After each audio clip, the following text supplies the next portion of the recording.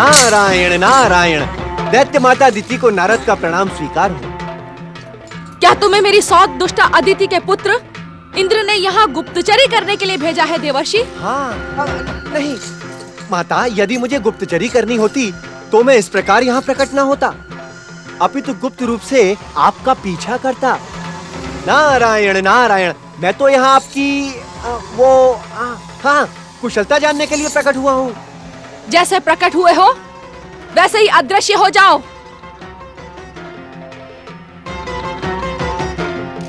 स्वामिनी, ये हमारी गुप्तचरी करने वाला है कौन?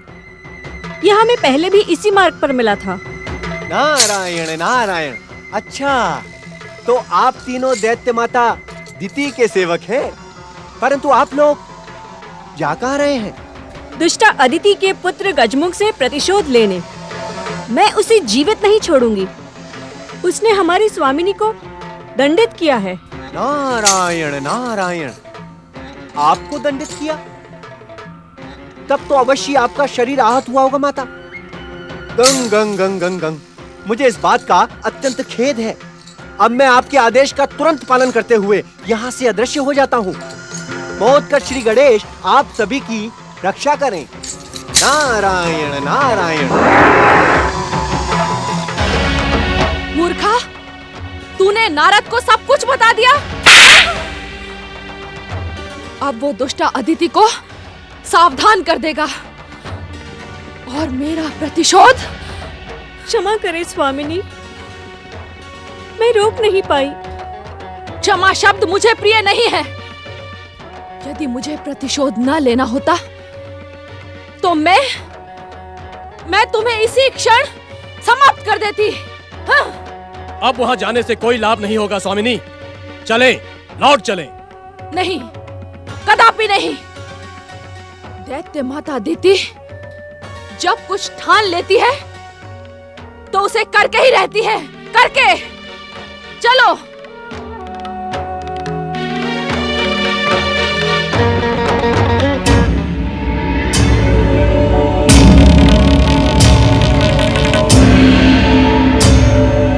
देखो, वही है वो गजमुख।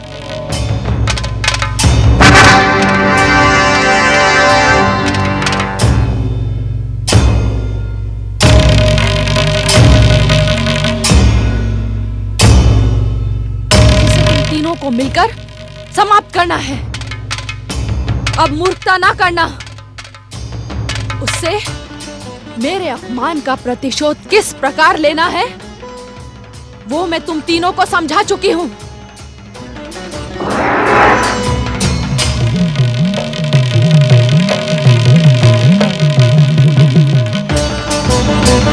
समय पर हमें सावधान करके आपने महान कृपा की है देवर्षि।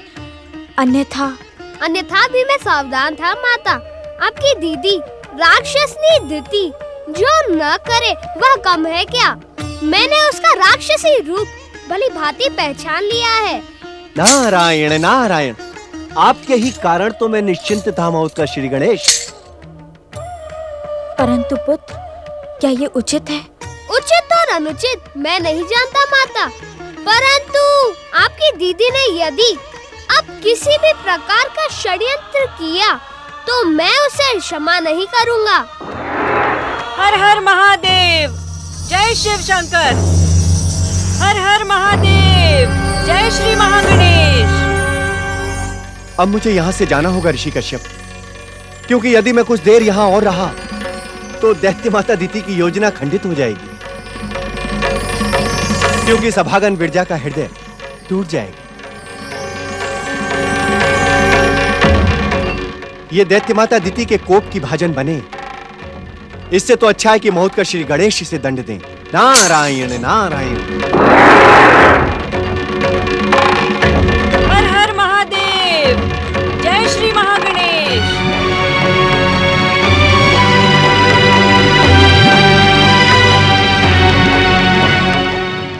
पधारे साध्वी माता जी, मैं गजमुख हृदय से आपका स्वागत करता हूँ।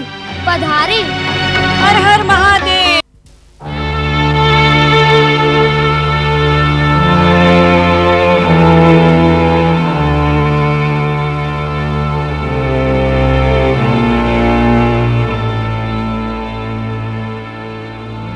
प्रणाम ऋषिवर।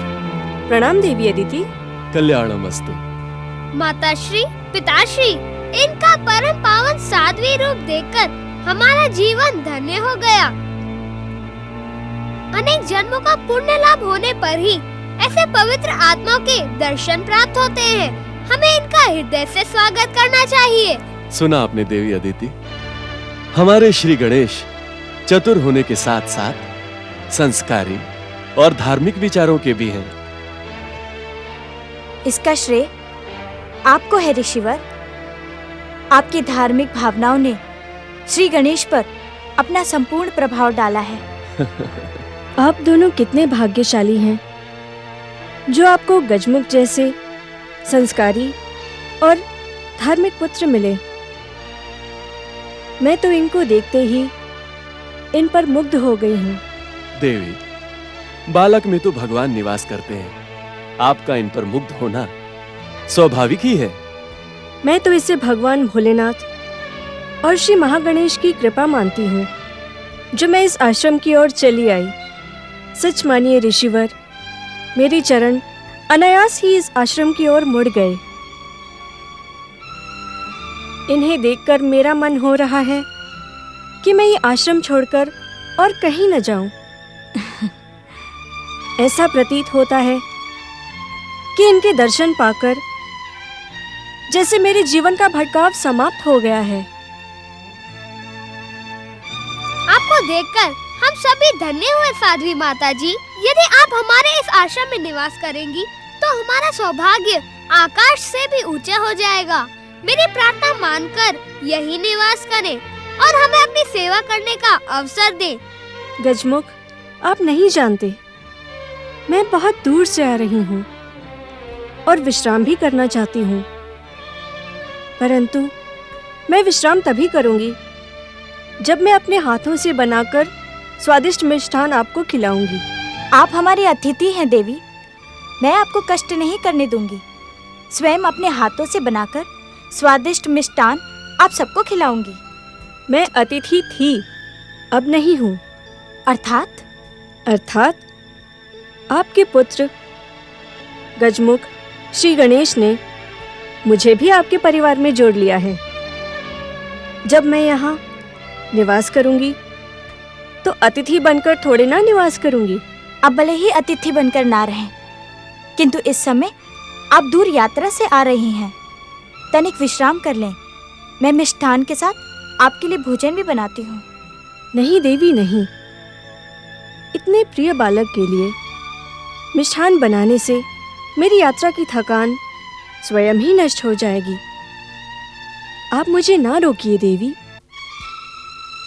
ऋषिवर, जिनके परम पावन दर्शन पाकर हमारा सौभाग्य जाग उठा है, उन्हें कष्ट देकर क्या हम पाप के भागी नहीं होंगे? मैं आपकी भावनाओं का आदर करती हूँ देवी, परंतु मुझे आप इस पुण्य लाभ से न रोकिए। आपको आपके प्रिय गजमुख श्री गणेश की सौगंध। सौगंध? इतनी छोटी सी बात के लिए सौगंध की क्या आवश्यकता है? आप मेरी भावना समझ नहीं पा रही देवी, अथवा मैं अपनी भावना आपको नहीं समझा पा रही। जिनके दर्शन पाकर मेरे जीवन के भटकाव का अंत हुआ, उन्हें अपने हाथों से बनाकर मिष्ठान खिलाए बिना मेरे मन को शांति नहीं मिलेगी। आप कुछ कहते क्यों नहीं श्री गणेश? मैं क्या कहूँ? मेरे लिए तो आप दोनों माताएं एक समान हैं और मैं अपनी माताओं के मध्य नहीं आना चाहता। देवी अदिति, मैं भी तुम दोनों के मध्य नहीं आना चाहता, परंतु तुम्हें इन साध्वी देवी की इच्छा का सम्मान करना चाहिए।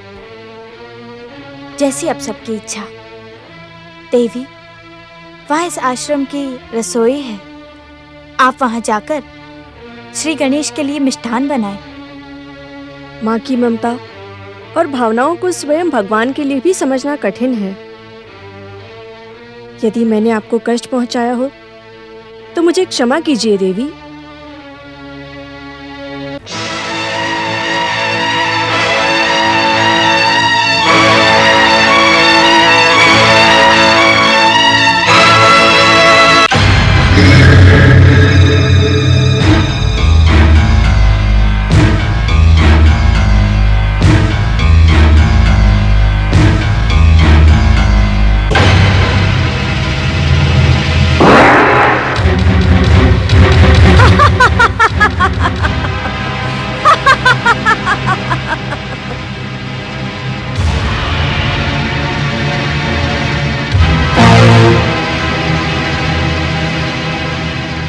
मैं तुम्हारे पुत्र को ऐसा मिष्ठान खिलाऊंगी कि उसका स्वाद बताने के लिए भी वो जीवित नहीं रहेगा।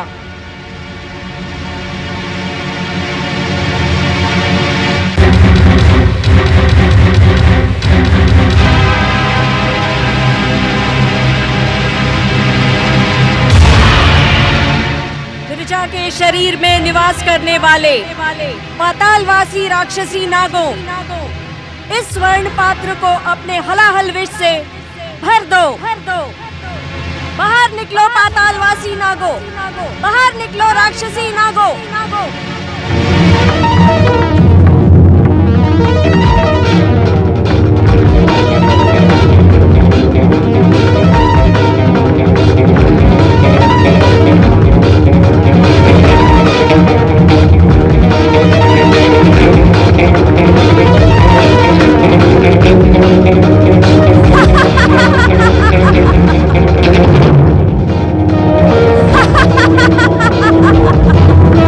शीघ्रता करो, इस पात्र को अपने हलाहल विष से भर दो।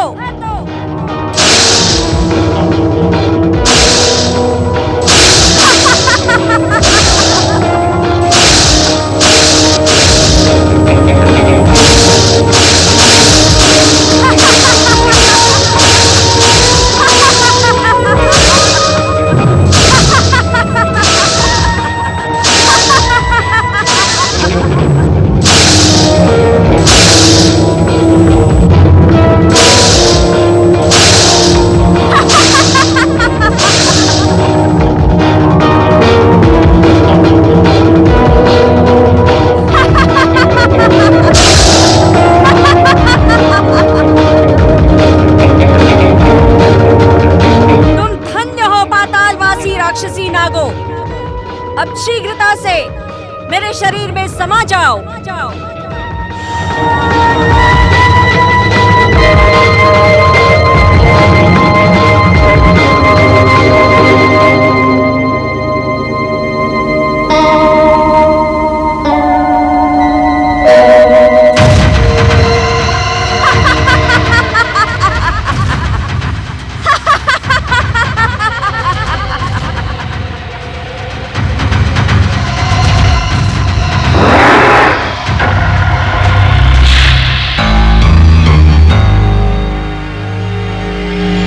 स्वादिष्ट खीर।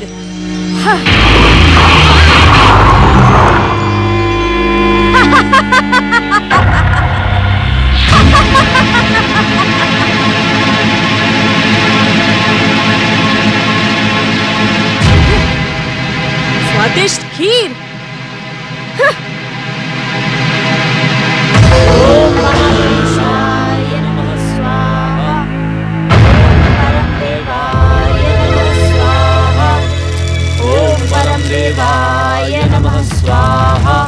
प्रिय गणेश, कहाँ हैं आप? देखिए, मैंने आपके लिए अमृत के समान स्वादिष्ट खीर बनाई है। प्रिय गणेश, शीघ्र मेरे पास आइए। प्रिय गणेश। ऋषिवर, प्रिय श्री गणेश कहाँ चले गए?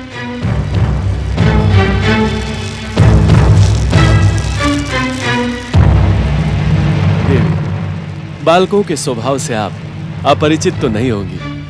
किसी मृग शावक को देखकर श्री गणेश उसके पीछे भाग रहे होंगे। वैसे भी इस वन में उनका कोई साथी तो है नहीं। आप उन्हें पुकारे ऋषिवर, अन्यथा इस स्वादिष्ट खीर का स्वाद व्यर्थ हो जाएगा।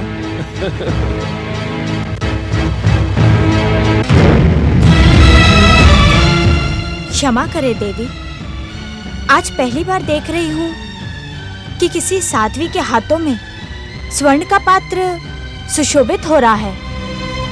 साधना का तो प्रारंभ ही वस्तु के त्याग से होता है। देवी अदिति, ये स्वर्ण पात्र भी मेरी साधना का सुपरिणाम है। मेरी साधना से प्रसन्न होकर भोलेनाथ ने मुझे अपनी इच्छा अनुसार वस्तु प्रकट करने का वरदान दिया है। परंतु श्री गणेश तो मुनि कुमार हैं, जिन्हें देखने मात्र से मेरे भटकते जीवन को शांति मिली हो। वे तो मेरे आराध्य ही हुए ना। अपने आराध्य को सब कुछ समर्पित करना ही हमारी परंपरा है।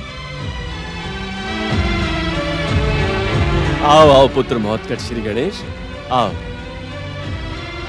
देखो, देवी साध्वी तुम्हारी प्रतीक्षा कर रही हैं। आप कहाँ चले गए थे श्री गणेश? देखिए, मैंने अपने हाथों से स्वयं आपके लिए ये स्वादिष्ट खीर बनाई है।